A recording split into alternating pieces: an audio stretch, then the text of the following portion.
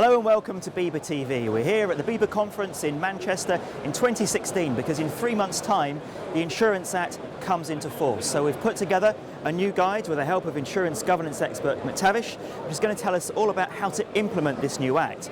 Now I'm here with an expert panel who are going to tell us a little bit about what the Act means. So let's ask first of all David Hertzell, the former Law Commissioner. David, you've created this. Why? Well, two main reasons really, Graham. First is the original law was drafted at the end of the 19th century and we have moved on a little bit since then. Indeed. And the second really is we wanted to produce a system in which the underwriter got the information it needed to price the risk correctly, apply the right terms to the risk, and the policyholder got a policy that responded whenever it had a problem and not a big area of dispute. Now that all sounds very good in theory. Bruce, you've been out around the BIBA regions meeting hundreds and hundreds of BIBA brokers. What do you think this really means for them? I think the important thing at the moment is to start getting into the nuances of the Act. The Act uses a lot of language which we might use in normal day-to-day circumstances, but you need to think about what it means exactly in this Act. So if you look at a phrase like senior management, you might have a view in a lay sense as to what that means, but it means actually something very specific here. And I think that it really is important to understand what the words mean as intended by the Act, get into the nuance, get into the detail and start to think about how you need to change the way you place business. Okay, that's important, thank you. Now, Kathy, what do you think the interactions are going to be differently between insurers and brokers now? Well, I'm hoping that after the Act has been enacted that we continue to support our BIBA members and all our brokers and help them to understand that where there's any ambiguity, help them with some clarity there and support them all the way through. Now, Finlay, from an RSA perspective, what different information will you be providing to insurance brokers? Well, Graham, we've got three strands to this. The first thing we did was start to update our policy wordings, get rid of the basis of contract clauses, make it fit for the Insurance Act. Second thing is we've changed our e-trading question sets to make that simple, move away from any ambiguity there. But first and foremost, we're spending a lot of time training and we're doing broker webinars. We've got 250 signed up so far, setting out what we believe the changes are, based on the same principles that BIBA are telling their members. David, can you tell us two key adjustments to how policy terms will operate differently? Well, I think the prime areas where that will change, first of all, basis of the contract clauses, as Finlay mentioned. Basis of the contract clauses are outlawed, they are ineffective, there's no point in including them in the policy. The second area is around warranties. Warranties can still be in a policy, but their effect is very different. They become suspensive conditions and they must be relevant to the kind of loss that occurred. Very unlike the current warranty that we see in policies. You're absolutely right. Now let's go back to Bruce. Broker disclosures are changing. Can you tell us some differences in the disclosures that are having to be made? Yeah, I think you come back to the two subjects that they define as information that you know and information that you ought to know. And that's essentially two buckets of information. And what you know has to be disclosed. And then the legislation defines what you know as pertaining to what senior management knows, the individuals that arrange the insurance and the individuals at the brokers that arrange the insurance. And that needs to be thought through very carefully. And I think brokers also need to protect their own position, because if a board of a company conceals something from their own department that buys the insurance and from their broker, the brokers need to make sure that they're not on the hook for that. So brokers need to think about their contracts with policyholders. The Act has a very clear view as to how responsibility should be spread, and you need contracts across the system to reflect that. Yeah, okay. Now, Kathy, from a GS's perspective, tell us the good news. What disclosures don't brokers need to make to you now? Okay, so there's three main areas here. So the first area is information that the insurer already, or the underwriter already holds about the risk itself that's material or relevant to the risk. Then the second area is where the underwriter really ought to know something that's important, material and relevant to the risk. So that's the second. And then the third one is common knowledge. So those are the three. And actually in the actual mini guide, you've got the information in here just for quick reference, which makes it really helpful. So brilliant, thank you. So Finlay, what would you say is a knowledge that you already have? I think the thing about our knowledge we already have, insurers have to be much better at managing the data that they control, whichever source it comes into. So for example, if information comes into the claims department, the underwriter can't pretend the company doesn't have that knowledge, or if they have multiple submissions from different brokers, actually that knowledge is within the organisation. They have to be better at managing that, they have to be better at sharing it within their organisation. That will remove a lot of the doubt and make this work. Let's hope so. Thank you very much. So that was Finlay Smith from RSA, Kathy Taylor from Ageas, Bruce Hepburn from Mactavish, and the former Law Commissioner himself, David Hertzell. Now you can watch the full BIBA seminar session straight after this clip, and if you want a copy of the main guide sponsored by Ageas and RSA, or you want the customer-facing fact sheet, which would be really helpful when talking to your customers, or you just want to read the broker mini guide, they're all available from the BIBA website or the Mactavish website. So that's www.biba.org.uk. Thanks for listening. Hello everyone, good morning. I'm Graham Trudgill, Executive Director at BIBA, and I'm not going to make you all stand up. A very warm welcome to this session. The Insurance Act is the biggest change to insurance law in over 100 years and will change the way a broker goes about placing business, particularly in regard to matters like fair presentation and reasonable search. This is a main manifesto issue for BIBA, and we gave successful evidence in the House of Lords during the progression of the bill. So, to help brokers implement this new law, we've created a new implementation guide, which you can pick up today from the BIBA stand. There's even a small version for those of you that don't want a big read, and a customer version as well. And we work with insurance governance experts Mactavish to put it together. We're also delighted to have the support of RSA and Ageas, the sponsors, and the CII, LIBA, EMIC, and SILA. So a real industry effort. Now, Mactavish Chief Executive Bruce Hepburn and their special advisor, former Law Commissioner David Hertzell, who took the Act through Parliament, are both here today, as are a top barrister, a top broker, and a top insurer, RSA. So without delay, let me introduce you to the chairman of this session, Bruce Hepburn, the founder of Mactavish, who works for insurance buyers, brokers, and insurers to deliver improved solutions in the commercial and corporate insurance market. Mactavish has been involved closely with BIBA in all elements of the Act and the Enterprise Act too, and Bruce is probably the most knowledgeable person I have ever met on the Insurance Act, so please give him a very warm welcome.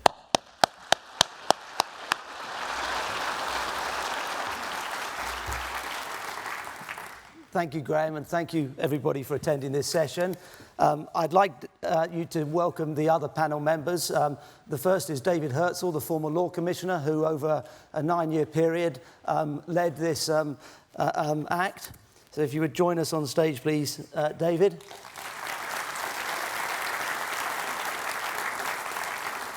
I'd also like to welcome Richard Harrison, a barrister from Devereux Chambers. Richard and David and I worked very closely on the Enterprise Bill, actually drafting the amendments to that bill, which allowed us to negotiate a solution with insurers to get this legislation through Parliament, and the government subsequently adopted those amendments. So I'm delighted to have Richard with us today. I'd like to invite Finlay Smith from Royal & Son Alliance.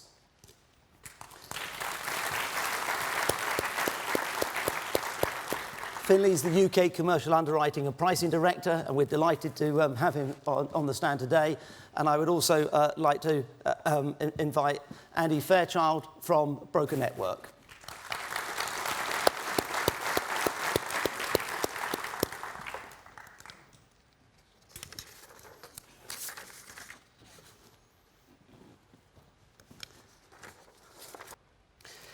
Okay, there's two parts to this presentation. I'm going to talk you through a summary of the key changes to the Insurance Act.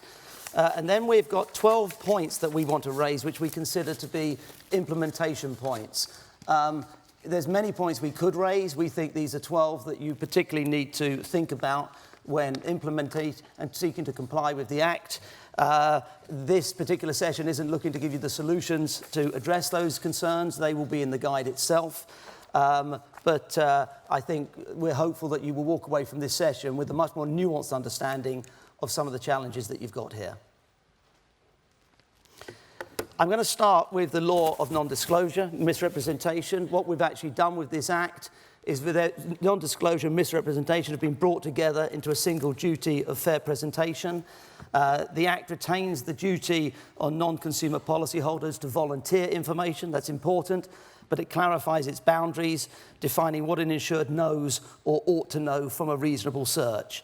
Insurer's knowledge is also clarified, so it draws the distinction between what you know and what you ought to know, and they are two buckets of essential information.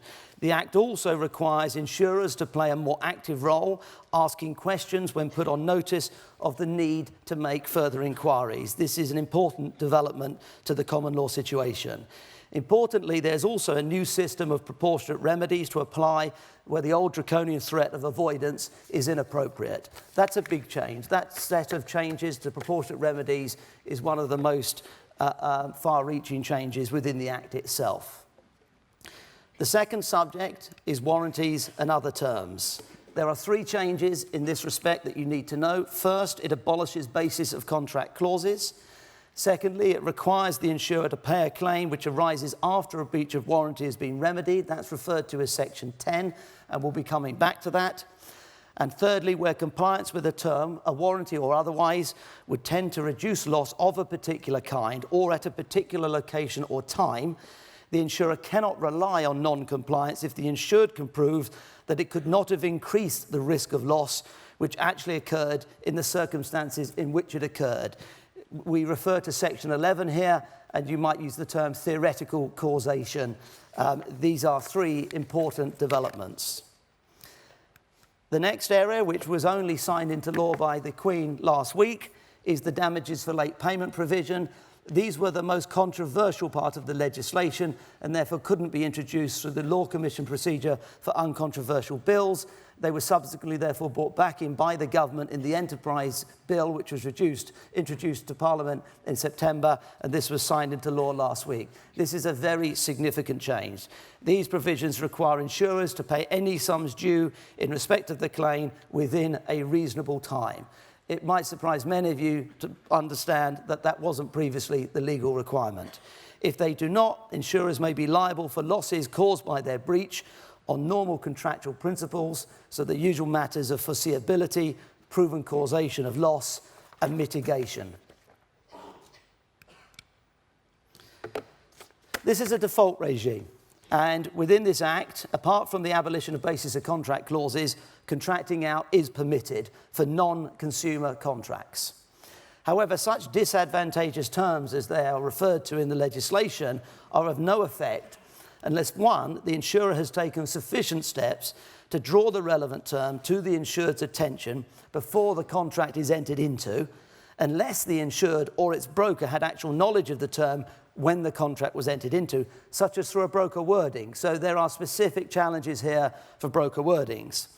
And secondly, the second part of the test is that the term is clear and unambiguous to its effect. This is what we refer to as a neutral regime. It amends the rights and remedies of insurers to a fairer position in respect of policyholders, but it also recasts the duties of policyholders and hence the duty of care of brokers in both advice and execution.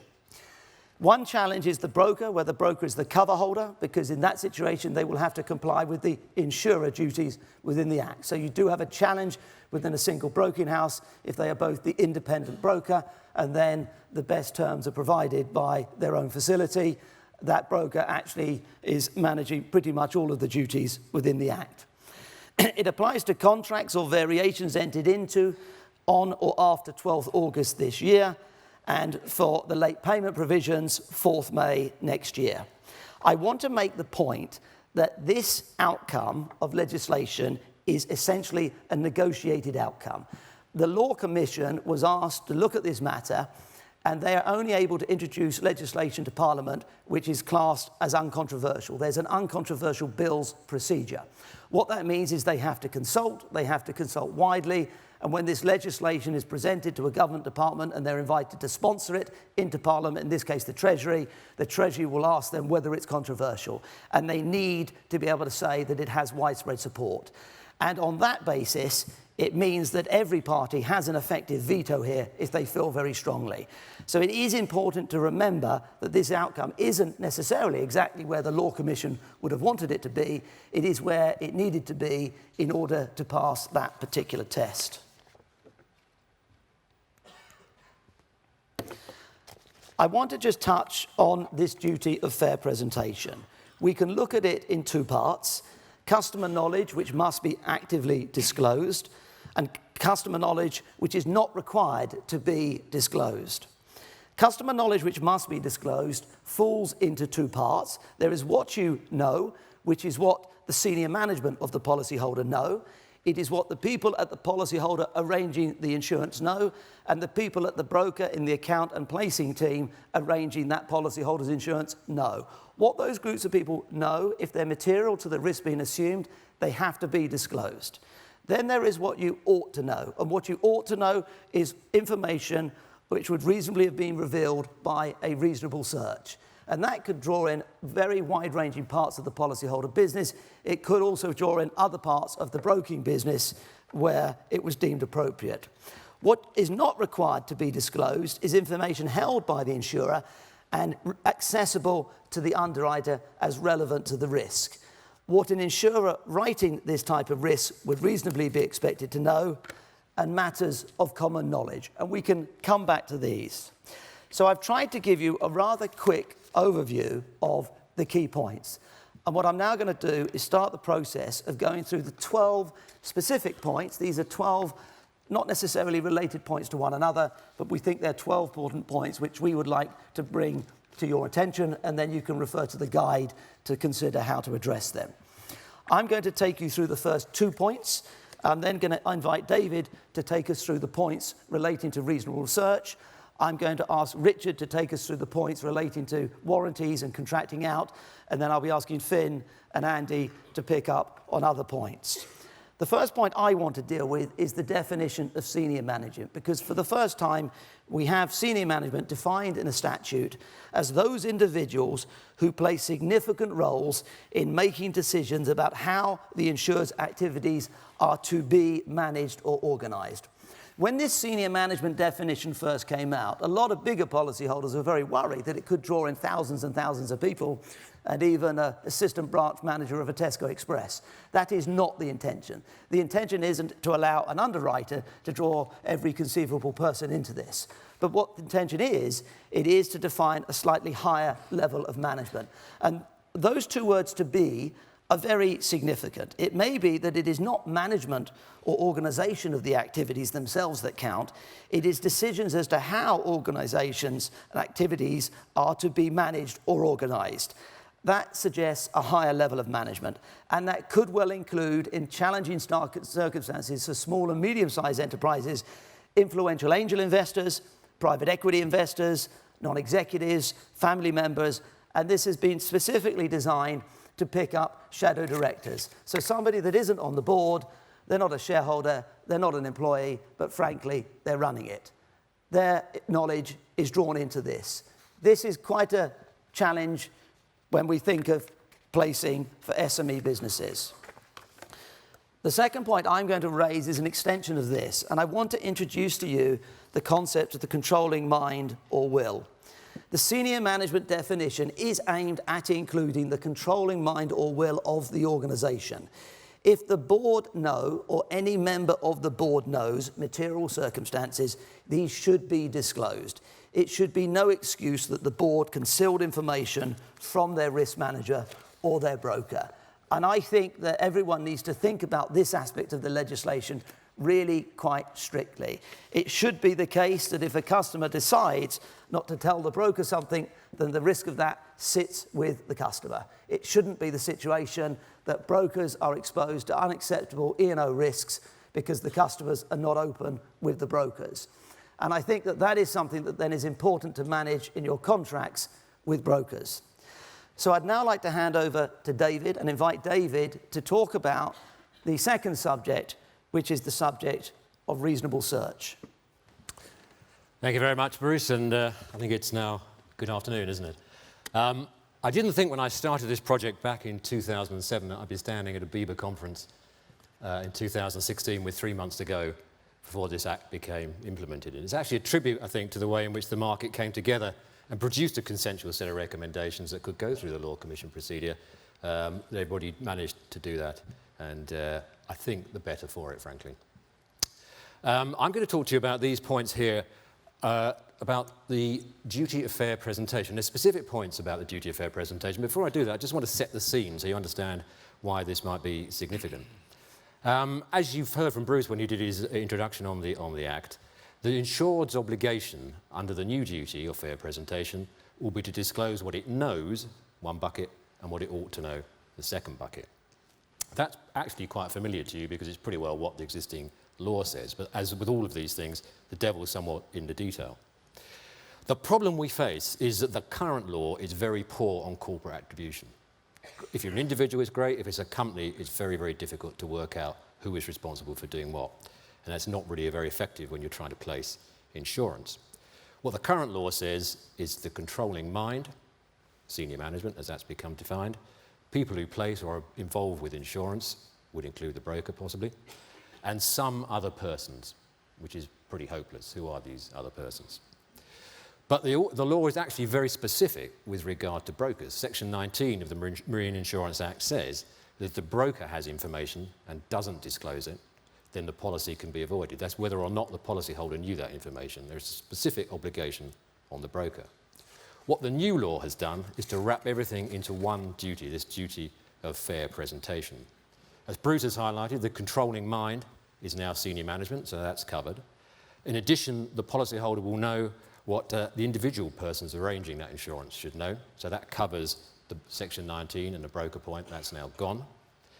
And it leaves a problem then in the existing law of these some other persons. And what the reasonable search does is to replace that uncertainty. So you now have this duty of a reasonable search and some guidance as to what that ought to do. So the new law is that the policyholder ought to know, dealt with knows, it now ought to know what would reasonably have been revealed by a reasonable search. And that is not limited to information held within the policyholder. The key word here is reasonable. And it may well, as the slide shows, involve looking for information held by third parties. It's going to be very fact-specific, depends on the nature of the policyholder, depends on what they're doing, depends on what their external relationships are. But you do need to think about whether the search covers the outside parties, because you need to get that information. Now, this second point is perhaps even more important, which is that there is a problem in the law around group insurance. And there has been for many years, and I suspect in some circumstances that will continue to be the case. Group insurance comes in a mixed basis. You can have joint policies where everybody has a direct contractual relationship with the insurer, and a policy failure of fair presentation by any one of those policyholders will avoid the whole policy potentially for everybody. You can have composite insurance, where each one has an individual right, so failure by one only affects that one, doesn't affect everybody. Or you have classic group insurance, where you have one policyholder, one insurer, and the money goes to beneficiaries. So it operates a bit like a trust. This amendment came in quite late when the bill was passing through Parliament, because the market appreciated that it had a problem with group insurance. And it specifically says that if cover is being provided for other parties who are not contracting parties, they're just beneficiaries under this group scheme, then you have to get information from them. And you can see there are many circumstances in how that might apply. If you have a group life scheme, then you need to get information from the beneficiaries under that cover. If you've got a D&O system in which the contracting party is the company, then you need to find out from those directors who are covered information which is material to that risk. So it gives some clarity to the search. And as with many of these things, because this is law that's passed on the basis of a consensus, it's new law, the courts are likely to follow it quite closely. I think just to sum up on this point, 80% of this is common sense. Much of it is being done already. But about 20% is going to need to be thought about quite carefully, because the rules are now set out much more clearly than they were before, and that uncertainty in that wriggle room may not be available as it has been up to date. David, thank you very much. Richard, would you like to talk us through warranties and contracting out? Oh, I missed that point. Thank you, and good afternoon. That's not my slide, so I should go straight on. Right. Section 11 is a vital provision in the new Act. It provides policyholders with a lifeline if in breach of a warranty. So if you remember from Bruce's introductory talk, Section 10 saves the policy in the event of a breach of warranty. The policy will survive once the breach is cured. But Section 11 goes further than that, and even if there is a breach of warranty, or for that matter a breach of condition precedent, or any other term of the policy, if that term is one which compliance with which would tend to reduce the risk of a loss at a particular kind or at a particular location or time, then it is open to the policyholder to prove that compliance with that term could not have made any difference to the risk of the loss that actually occurred. Now, that all sounds very interesting, but let's just give it an actual empirical example. So if you have an insured who is a victim of a burglary and he phones you up and says, look, the contents of the shop is gone. Bad news is that the alarm wasn't working. It went wrong last week and we didn't get around to fixing it. Can you come down and have a look? So you look at the policy, you see there's a burglar alarm warranty, so with some dismay you go along to your client's premises. However, further investigation reveals that the burglars were actually quite smart, and they had actually taken effective steps assuming the alarm was in operation, which would have disabled the alarm in any event. In those circumstances, as long as that is clearly the position, the insured should be in a position to say, well, even if I had complied with the warranty and the alarm was in effect, these burglars were so smart they would have foiled it and it could not have increased the risk. Now, you can see there immediately that there may be a difficulty with the evidence, because if the evidence is uncertain, then the insured is not going to be able to satisfy that test. So, taking another example, if there's a hot work condition precedent requiring certain steps to be taken in relation to use of blowtorches, an insured has a fire after the use of blowtorches and he's failed to carry out the inspection he was required to do under the warranty within 30 minutes of completing the work, the insured is probably going to be unable to prove that inspection would definitely have been ineffective in revealing the smouldering fire which subsequently occurred.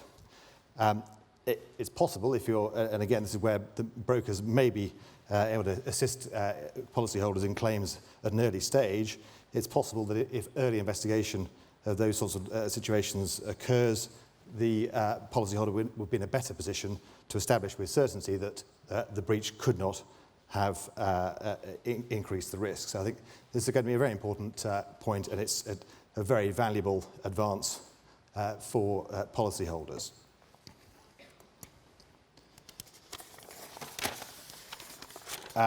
It's not all good news, though.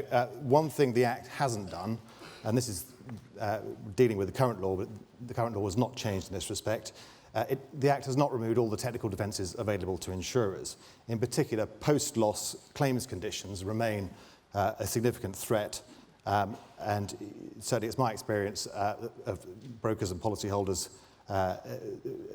coming to me to try and rescue a claim that's, where there's been a late notification, condition precedent in the policy requiring notification within 14 days of a claim being made against an insured under a liability policy, for example.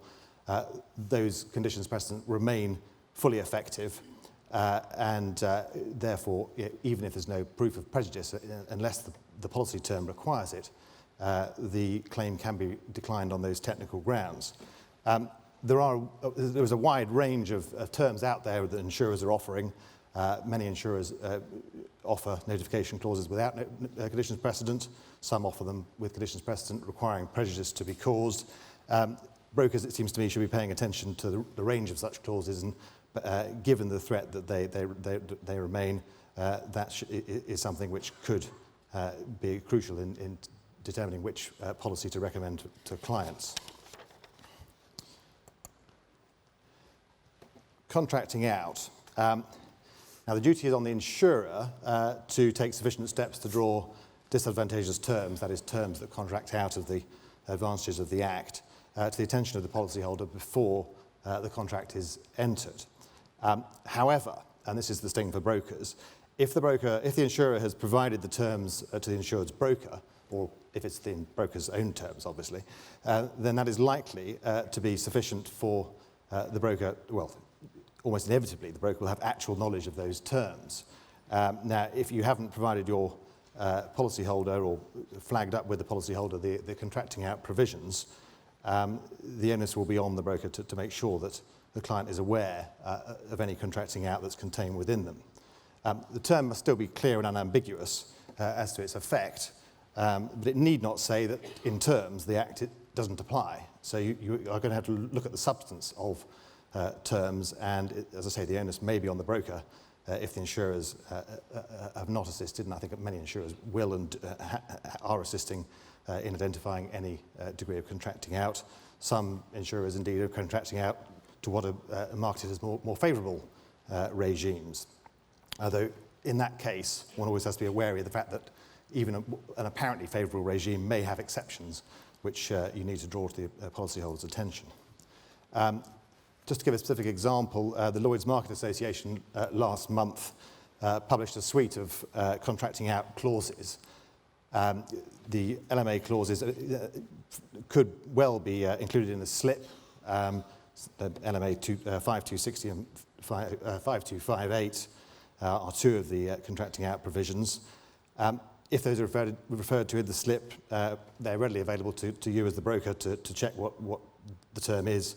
It's available on the website, the LMA's website, so you're almost certainly going to be deemed to know what is within them. And those terms are very clearly expressed, so there's no doubt that they are clear and unambiguous as to their effect. So that's a trap to watch out for. Obviously, again, one would hope that the majority of insurers would be upfront about the inclusion of those kind of clauses, but we all know that in the rush of business, that kind of point can get overlooked. Finally, in relation to contracting out, there is, I think, a distinct risk, and it remains to be seen how far this develops, but the LMA's suite of clauses certainly indicates that there may become two markets, the contracting out market on the one hand and the Insurance Act market on the other. And brokers are going to need to be able to ensure that their clients are given an informed choice about which policy is suitable for them.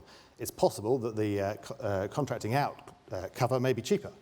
And for an insured whose disclosure requirements, for example, are very straightforward, that may be the better option. So your client will need to be informed of the choices available and make that choice on the basis of informed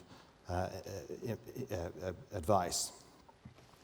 As I've indicated, some contracting out cover may be generally more favourable. There have been these premium adjustment only schemes proposed by insurers, but that's an example where if you have a small claim, the small claim could be worth less than the premium adjustment. So there would be that warning to give in relation to that relatively small risk of contracting out.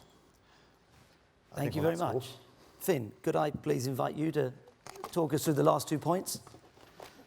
And then after Finn has spoken, I'm going to invite Andy Fairchild to respond on behalf of brokers and to share his thoughts, and then we can open the floor to questions.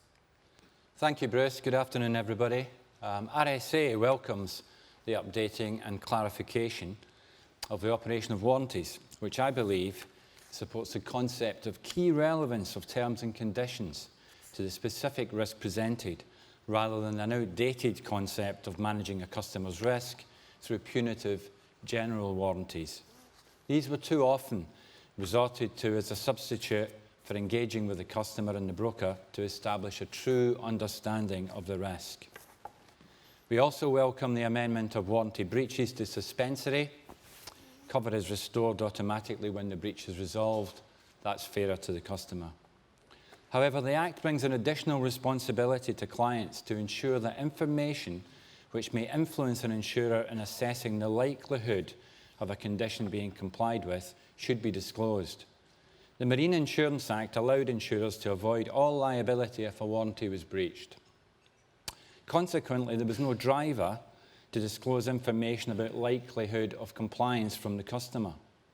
Therefore, the customer assumed all risk. For example, repeated failures in fire protection systems or security systems could undermine the ability of the customer to comply with a negotiated condition. And in that event, insurers could argue there was a failure of fair presentation, thereby risking the efficacy of the policy cover.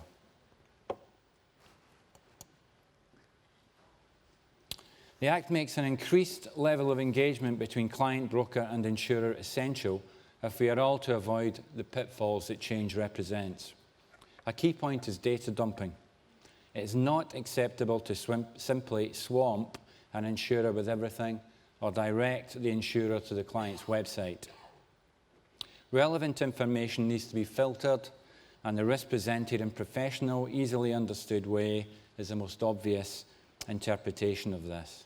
That has to be in everybody's interests. Otherwise, the risk is that insurers will either decline to quote or, more worryingly, quote on wrong assumptions, which may not simply be at their own risk in the future if the insurer can demonstrate that a fair presentation has not been made. Whilst that is only speculative, of course, the true answer is closer engagement between client, brokers and insurers is the answer, and that can only be better for everybody. Finn, thank you very much indeed. So I'd now like to invite Andy to respond on behalf of brokers and to share some thoughts. And while he's doing that, perhaps you can have a think about the questions you'd like to ask the panel. Over to you. Bruce, thank you. I guess I'm standing here, right, as Chief Exec of Broker Network. I represent 600 independent, community-based entrepreneurial brokers around the UK. And in turn, I guess my thoughts are around their customers, which are principally SME customers, the heartland of our economy. My first utterance, I think, would be let's not get fazed by the Insurance Act, right? My plea to you is read it, right? It's only 10 pages, at its heart, 20 pages in total. Read the Act.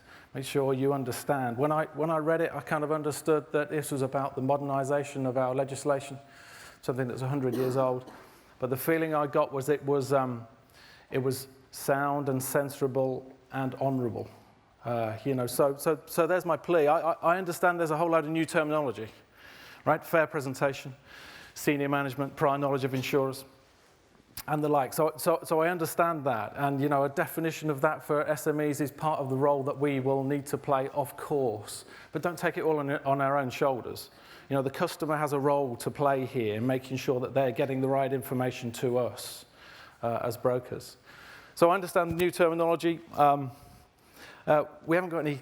It's principles-based legislation, so we haven't got any case law. I get that, but what we have got is case studies and examples, and that's the kind of training that we've been delivering to be able to explain the fundamental issues of the Act to end customers. So let's keep using those examples, look after what's in our control, make sure you personally understand the Act, read it, train your people, make sure your record keeping sound, make sure your culture's sound, all stuff that I think high quality broking is in our heart. It's a fundamental principle of what we do anyway.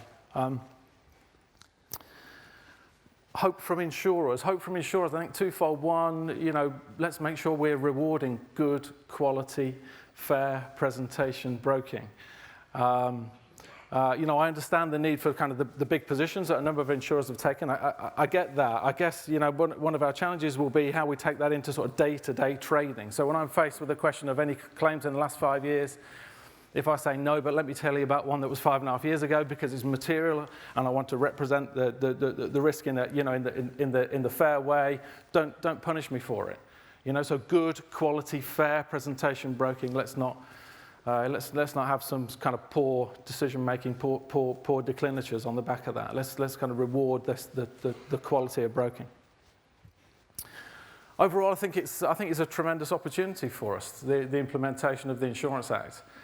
Why? Because it's going to reward reward brokers who are close to their customers. It's going to put advice at centre stage, even more firmly. Move us away from gimmicks and price-led. Put advice centre stage. So overall, my reflection is, the intentions are good from the Act. Let's make sure we understand it. Let's make sure our people understand it. Let's make sure our customers understand it. We've got a key role to play there. But fundamentally, The principles of the Act are good, and we should welcome it in. Thank you very much. So, let's open the floor to questions.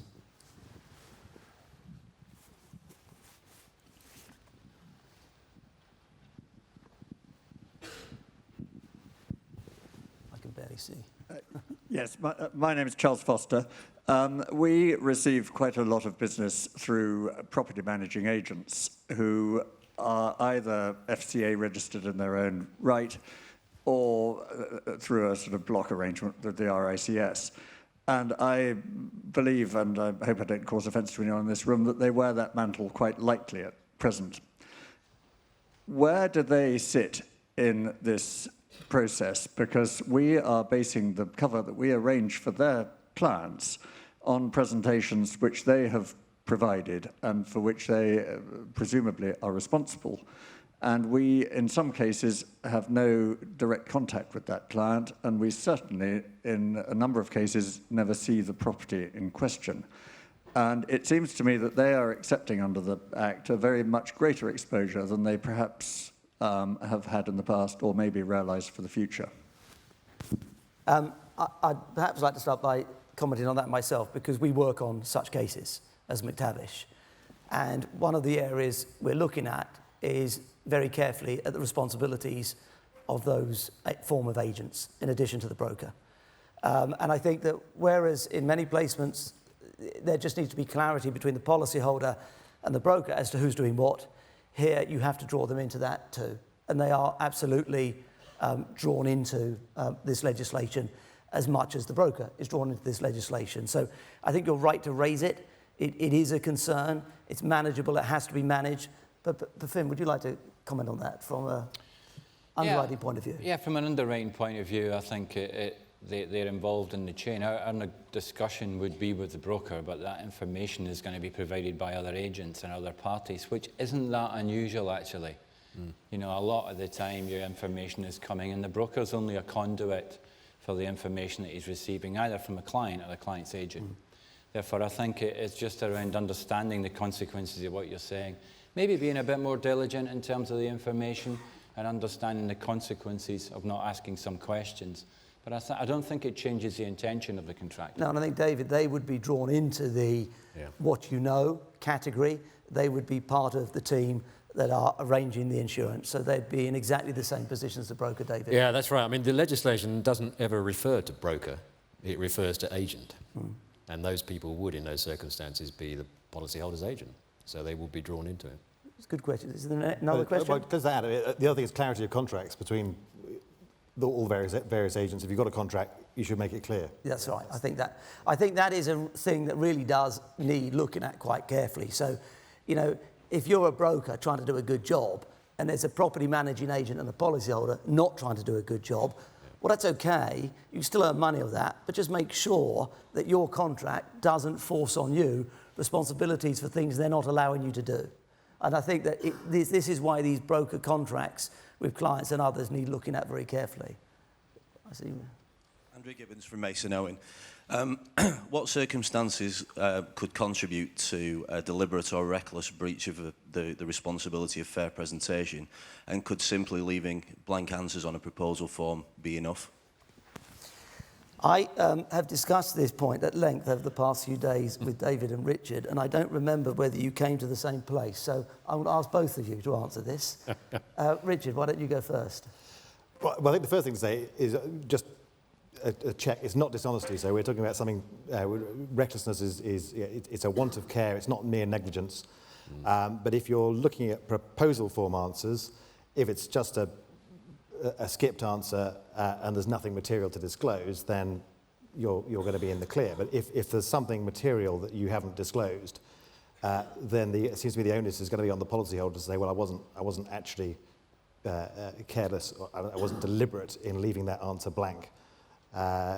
It's going to be a question of fact, but I think it's certainly not going to be very helpful if you've left an answer blank and there is actually something material that should have been disclosed in answer to that question. Yeah, and deliberate and reckless is the civil definition of fraud.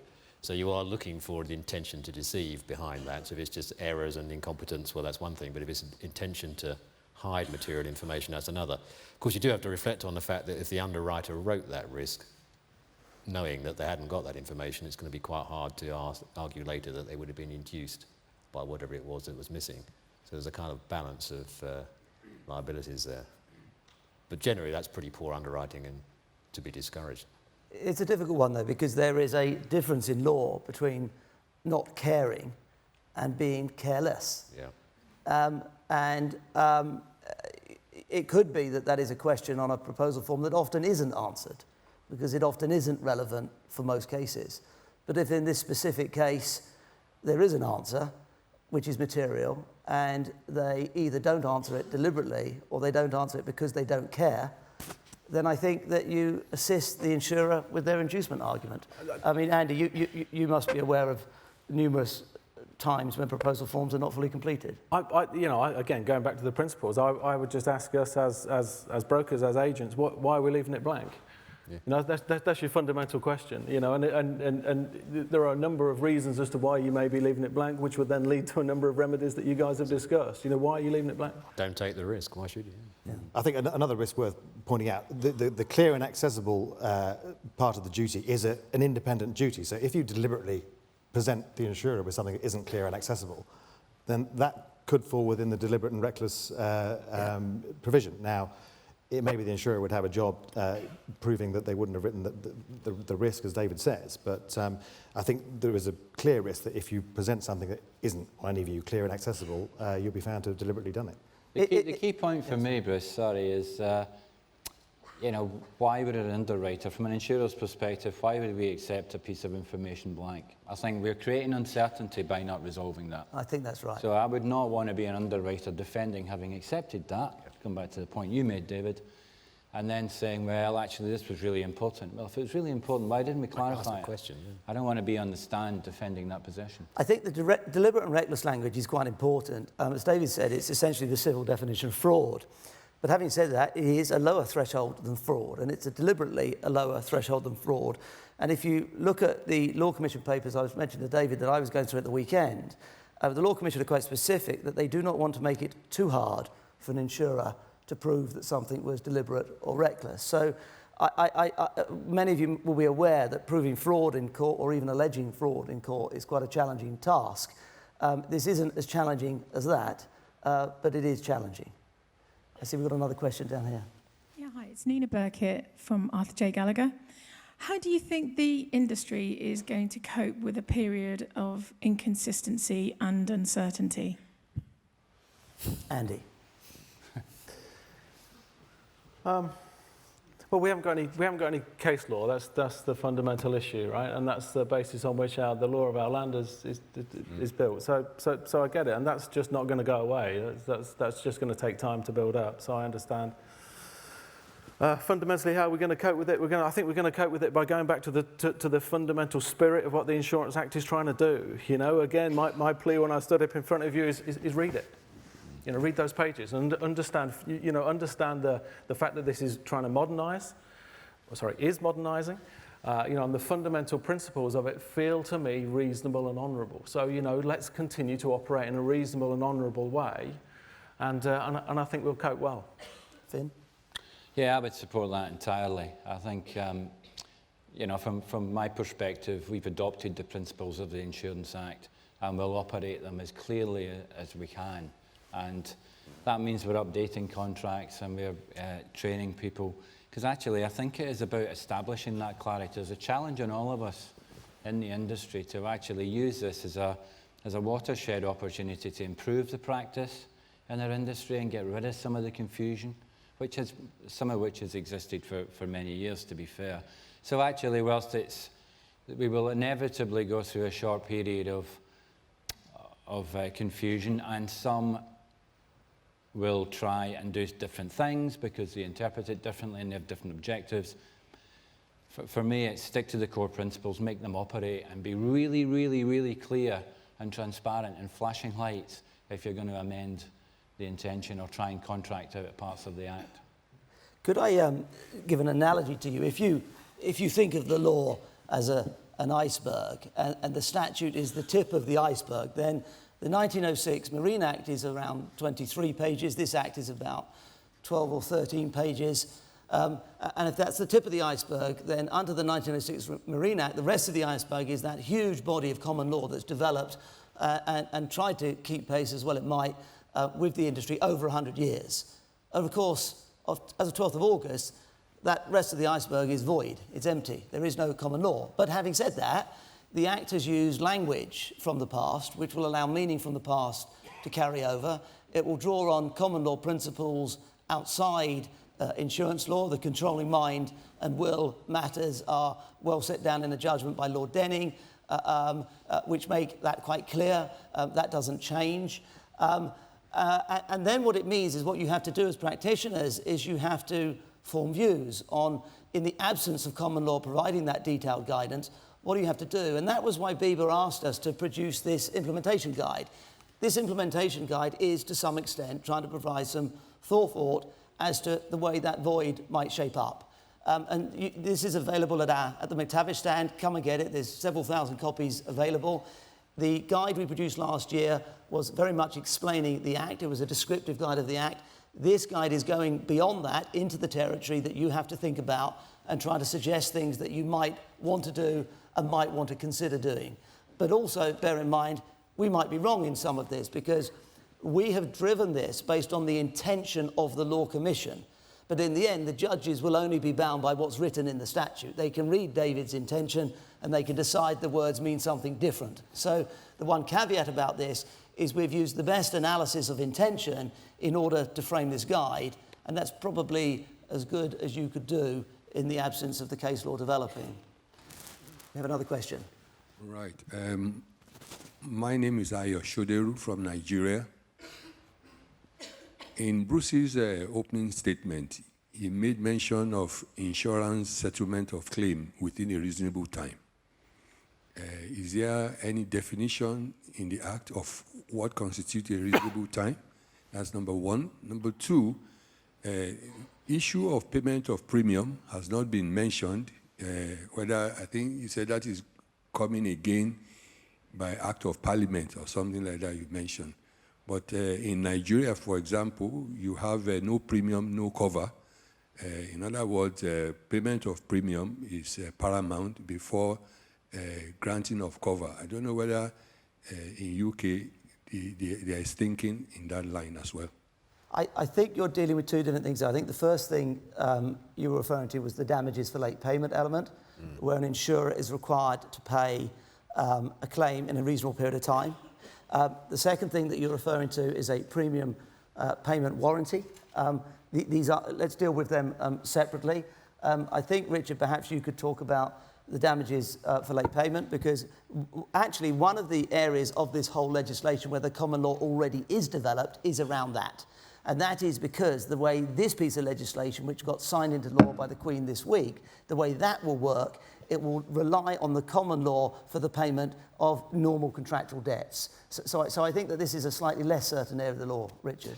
Yeah, well, what's reasonable is going to depend on all the circumstances, ultimately. And so if it's a complex dispute, the insurer will be allowed sufficient time to investigate it.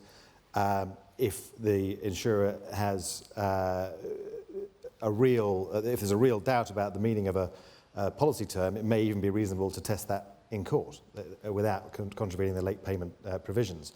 But it's all going to depend on the particular facts of the particular case. From the broker's point of view, brokers obviously need to be wary of being left carrying the baby in terms of any delay. So if there is a case where the claim is protracted, then the brokers need to have systems in place to ensure that they're keeping the claim ticking on, so that if ultimately it becomes a late payment case and the insurer throws back the delay and says, well, the broker had the papers for those 2 months, so that was down to the broker, you want to avoid getting into those sort of situations. Do you want to just comment on the premium payment warranty? That's just Section 10, I think. Well, it's an odd factor of English law dating back to its marine traditions, I think, that you don't have to pay the premium to have cover. So, sometimes that ran on for some time. It's very common to see premium payment warranties in policies which require payment before cover is permitted, and those will continue to be effective. But I think the important thing, David, with the premium payment warranty is under the old law, if you're supposed to pay the premium within 28 days and you paid it in 40 days, then the insurer is discharged from liability if it's a warranty. But under the new law, if you don't pay it, the contract is suspended, but when you do pay it, it should trigger back in. So the situation is improved there, but do try to pay on time. Finn gets very upset by get paid, Bruce. you people not being paid on time. Can we take one more question, Graham? One more question. Yes. So I've done lots this side. We're going to do 2 more questions, quick questions. Hi there, Clive Harrison. I'm an independent broker in Surrey. Sometimes you sit down with a policyholder and you have a proposal form question that is ambiguous, to say the least, and you struggle to interpret what it means and what the underwriter is actually looking from behind it. I used to be an underwriter, so I think I'd like to know, I should know, but maybe I don't. And you can answer it either way, even though it's a binary yes or no, and you think to yourself, well, where are we going to be in this? Because you can't always get hold of an underwriter or get them to give an intelligible answer as to what that question might actually mean in terms of what you're answering for the client in that specific risk case. I'm going to shoot from the hip on this one. I think I would be writing down what I interpret that question, the different options that I think it might mean, and I'd be answering both of them. But my main point would be I don't think you can ignore things like that anymore. Finn, you've got the best guidance here, I guess. Yeah, thanks for that, Bruce. We would never have an ambiguous question, would we? I think, I get frustrated by this. Sometimes questions have been there because they've always been there. Sometimes they've lost their original purpose, and sometimes it's just confusing questioning. My view is I would actually push back, and I say this as an underwriter, I would push back and say, this is ambiguous, I'm interpreting this to mean this, and if there's no clarity from the underwriter, I would say, well, assuming it doesn't mean it has no relevance. Yeah. And I have those conversations internally, to be honest, because we all know situations where there's a list of questions required, and you say, well, how many of these are real? The point of it, what Finn's saying, which is a good point, is not just to do, but to explain why you've done. And I think that's good. Let's take this final question over here. Hi, it's Sue Lee from Malta Michelle. You mentioned DUAs and holders of delegated authorities. Yes. Just quickly, obviously. But what are the key risks for holders of DUA business? Are you referring to the broker that's managing it or the policyholder? Broker that's managing the broker. I mean, the reality here is if you have a broking house, well, the broker is the broker of the policyholder, and they're placing business with a scheme run by the broker. That broker has quite a lot to think about because they are, in essence, making the underwriting decisions, so they are adopting the duties of the insurer, and they are also operating on behalf of the policyholder, and dependent upon their contract and their terms, they may well have to discharge the duties of the policyholder. So I think I'll probably give this one to David to finish on. I think it gives some interesting Chinese wall type challenges. But I would say it's probably one of the most important things, so it's a good question to end on. Thank you. Yeah, it's fraught with conflict, isn't it, that kind of relationship? It's quite a difficult one to pull off properly. You do need to make sure that stuff in that situation is very clearly documented and that the information trail and everything else is absolutely set out very clearly because you're both insurer and insured all in the same place. And, that can give rise to a lot of disputes. Historically, that has given rise to a lot of litigation. I think we've run out of time. I hope that's been helpful to you. So thank you very much for coming, and perhaps you could give a round of applause for our esteemed panel.